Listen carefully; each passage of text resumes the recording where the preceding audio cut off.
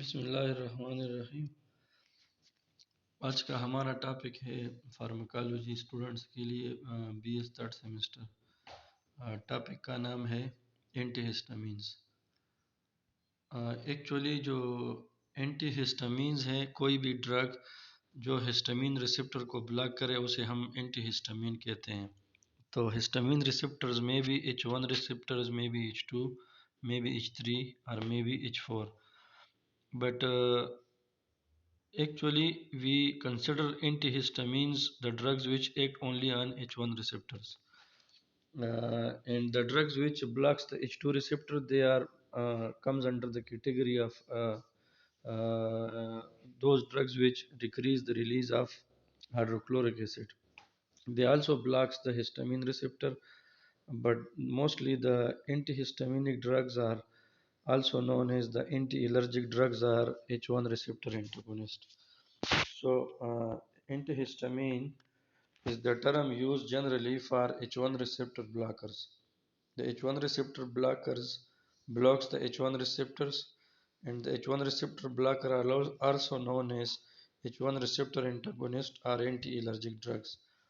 Generally, in type 1 allergy or type 1 hypersensitivity reaction, first of all, the mast cell combines with immunoglobulin E on the surface of the on the surface of the mast cell. The immunoglobulins E attaches. In the second stage, the allergen comes and attaches on the antibodies which are already attached on the mast cell, so forming antigen antibody complex. Then antigen antibody complex causes the release of the autocoids or mediators of allergy, such as histamine from the mast cell by degranulation. Now, after that, when the histamine is released, it binds to the histamine receptors and produce the symptoms of allergy. Now, antihistamines or H1 receptor antagonist blocks the attachment of histamine to histamine receptors inside the body and decrease the symptoms of allergy. Now, H1 receptors are present uh, in the smooth muscle cells, brain endothelium of the blood vessel. ठीक है? The H1 receptors are present in the smooth muscle cells, brain endothelium of blood vessel. Now, how H1 receptors antagonist or antihistamines are classified? They are classified by many ways, such as according to their release inhibition, or according to their chemical structure, or according to their uses, and according to their sedative and non-sedative properties. Some antihistaminic drugs may be used for different purposes, so they may be used or considered as different drugs acting on different body systems. But commonly, the antihistamines are classified according to their sedative and non-sedative properties. Some may be mild sedative, some may be more sedative, some may be less sedative. The sedation is actually differed in different individual. ठीक है?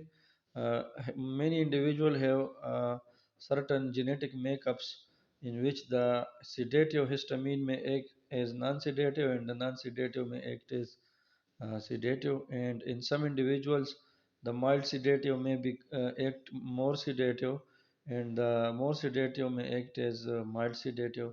So there are different variations, and also the dose may affect the sedative properties. A sedative drug in mild doses or small doses may be act as mild sedative, and a mild sedative in larger doses may act as more sedative. Now, sedative antihistamines, there are large number of drugs which are included in the antihistaminic group. Now, first of all, the sedative antihistamine may be phenyramine, brompheniramine, chlorpheniramine, diphenhydramine, and dimenhydrinate, chlorpromazine, promethazine, and triptorelin. Uh, After that, mild sedative antihistamines. The mild sedative antihistamines include mibhydroline, clemastine, mepyramine, doxylamine, cyclizine, meclozine, and cinnarizine.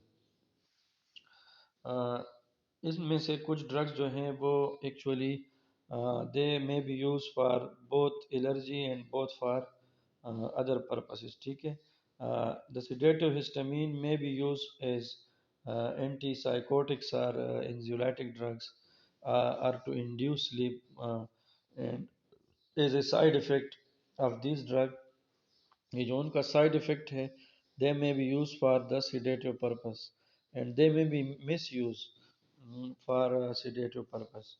तो इनमें से कुछ drugs जो है ना जो कि allergy के अलावा भी इस्तेमाल हो सकते हैं। कुछ ड्रग्स जो होते हैं उनकी केमिकल क्लासिफिकेशन तो सेम होती है, जिस तरह के एंटीहिस्टामिन में जो फिनोतायाजीन ग्रुप है, इसमें है प्रोमेथाजीन है और डाइफिनहाइड्रामीन है और डायमेनहाइड्रिनेट है, etc. They may be used for sedative and antiemetic purpose and for the treatment of motion sickness, ठीक है।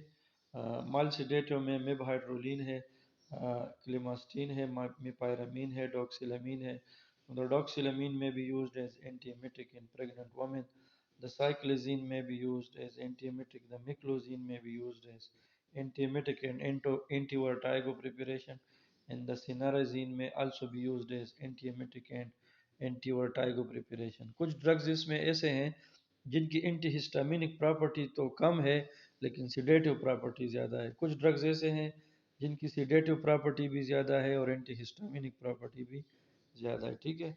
So they are use differently according to their chemical structure and according to their uses. Antihistamines तो सारे हैं लेकिन इनमें से कुछ mild है और कुछ ज़्यादा सिडेटिव है।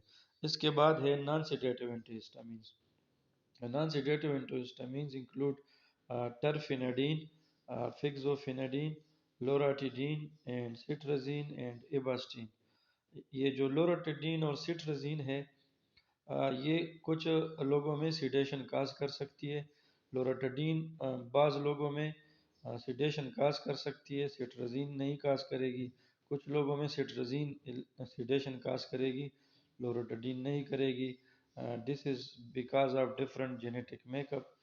तो कुछ इंडिविजुअल्स में या प्यूपल्स में हम नॉन सिडेटिव एंटीहिस्टामिन देंगे लेकिन उनको सिडेशन हो जाएगी, और कुछ को हम नहीं देंगे उनको नहीं होगी। कुछ लोगों को नॉन सिडेटिव एंटीहिस्टामिन के कुछ क्लासेस से सिडेशन होगी और कुछ से नहीं होगी। कुछ पेशेंट ऐसे होंगे जो कि सिट्रजीन से उनको सिडेशन हो जाएगी, लोराटिडीन से नहीं होगी, लेकिन सेम इंडिविजुअल को लोराटिडीन से सिडेशन हो जाएगी, सिट्रजीन से नहीं होगी। So this is for today, just classification. Tomorrow we will discuss their uses and adverse effects. Thanks.